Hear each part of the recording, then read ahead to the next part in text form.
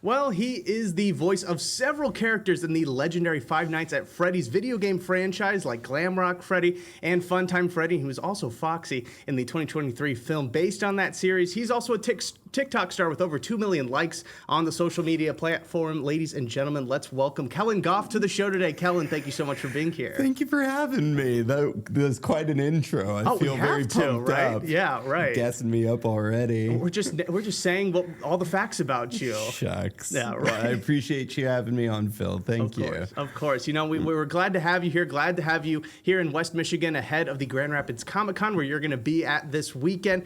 Before we get into just kind of your career and also being at Comic-Con, I got to ask, have you ever been to West Michigan before? Is this the first time for you? I have been to Detroit, but you know what? Actually, yeah. I've been to Grand Rapids Comic-Con once before, I believe really? in 2021. Sometime way too long ago. It's been way too long since I've been back. Right. Any big memories that maybe you can think about? Good bites to eat, anything like that?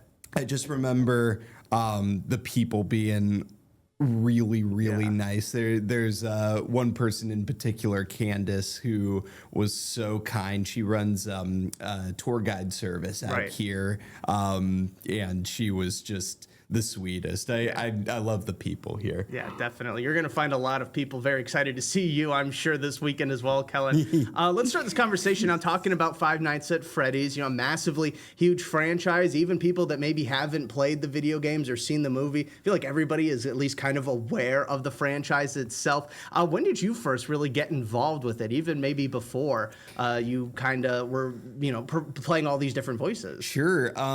Well, I mean, it was a big thing in 2014. That's when it first came out, and it was just a huge meme with everybody.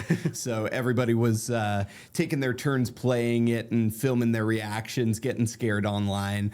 I had a few of my own with my friend Mateen, and I never would have guessed that in 2016 I would be cast as Funtime Freddy, which the first Freddy to have a voice in the game, because Sister Location was really the first to have voices, and it's just been magic since. Yeah, right. Well, and again, that is probably the one thing that you're most known for, but you have several, dozens upon dozens of other voice and acting credits. I mean, you were in your Friendly Neighborhood Spider-Man, you were in JoJo's Bizarre Adventure, Attack on Titan.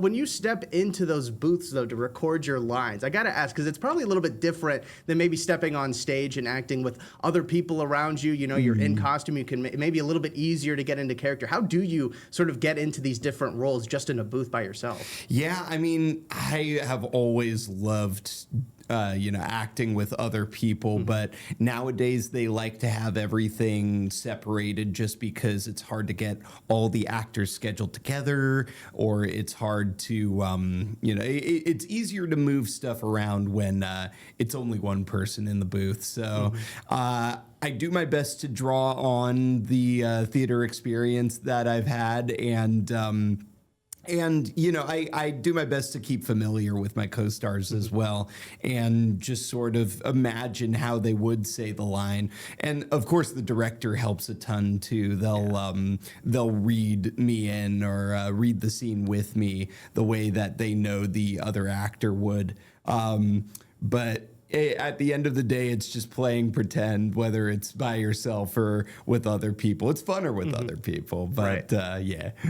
So I guess with voice acting in particular, you touched on that you do have some, theater experience and some on-camera acting experience as well. But as far as voice acting goes, I mean, that's where you've really kind of created this career for yourself. I mean, what is it about voice acting that kind of sets it apart, I guess, from maybe other forms of acting or other forms of entertainment that you have found to be the most enticing and one that you want to keep going with? It's very freeing, in particular to me. I'm on the autism spectrum, so being able to, I don't know, there's more of a sense of control in that if I choose, I don't have to make the facial expressions to get the point across with the acting. It's all about the voice and everything, and that can make it, that can also be a difficulty for it. But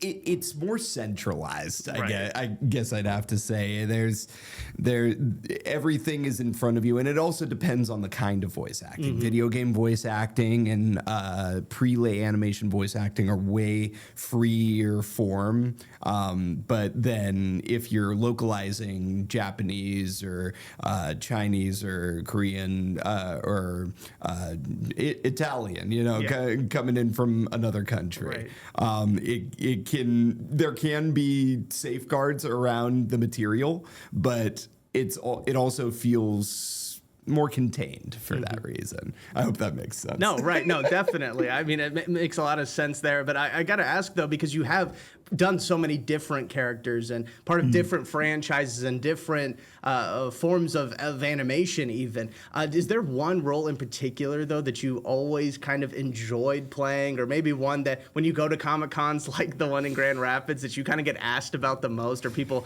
want to take your picture because you were so-and-so on their favorite show? Sure, yeah. I mean, a lot of it is the Five Nights at Freddy's stuff. There are a lot of fans of Funtime Freddy, Glamrock Freddy, Sun and Moon, Foxy, of course, and now I'm sure Toy Freddy with the new movie coming out.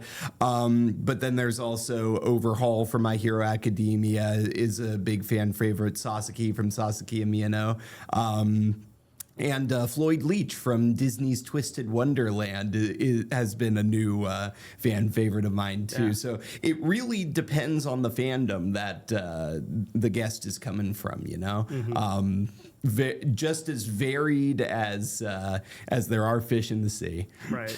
Yeah. Well, let's turn it back now to Grand Rapids Comic-Con. Again, it's happening this weekend. You're going to be there all weekend long, specifically with these events. You're obviously meeting a lot of fans, signing autographs, probably taking photos, and people that show up there wanting to meet you are getting a lot out of this already just by having that opportunity. But what do you in particular get out of coming to these events and meeting all of the fans? Very immediate feedback. It's very, it's very valuable to hear what these guys think about what I do, what I could do better, what I could do, what they like about what I've done. And I mean, you're showing the video here of all the cosplays and stuff. Yeah. I'm an engineer at heart, and I adore seeing all the different types of costuming and engineering, mechanical engineering that go into some of these animatronic costumes. I mean, look at that Boba Fett right there. My goodness.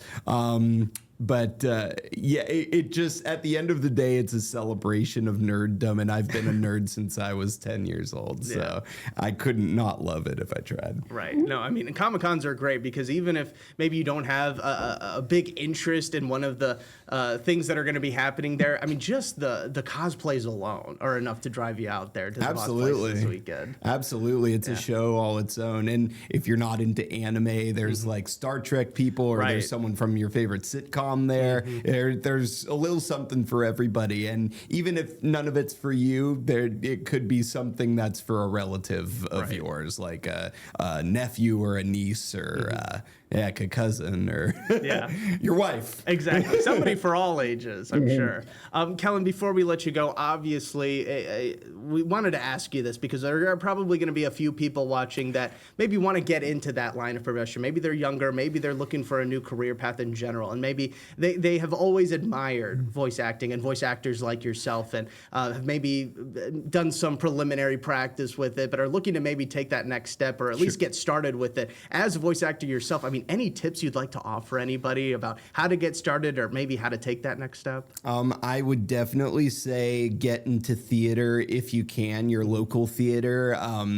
Go online, get into dubbing anime, like fan dubs or doing comic dubs or something. Find your tribe is what I always say. Find a group of people who are just as passionate about this as you are, and ride each other's coattails until you have all made it together. But really, at the end of the day, it is just playing pretend. So, find your group of kids on the playground that you like to play pretend with and put your stuff out into the world, keep practicing, and somebody might see it who offers you a job someday. Right. That's how it happened for me. Yeah. Well, great stuff. Love that piece of advice. Couldn't have said it better myself. Kellen, it has been an honor honor getting the chance to talk to you. Thank you so much for stopping by Wood TV Plus today. The honor is mine, Phil. Thank you so much. And hope everybody here likes the Five Nights at Freddy's 2 movie when it comes out next month. Yeah, very excited for it.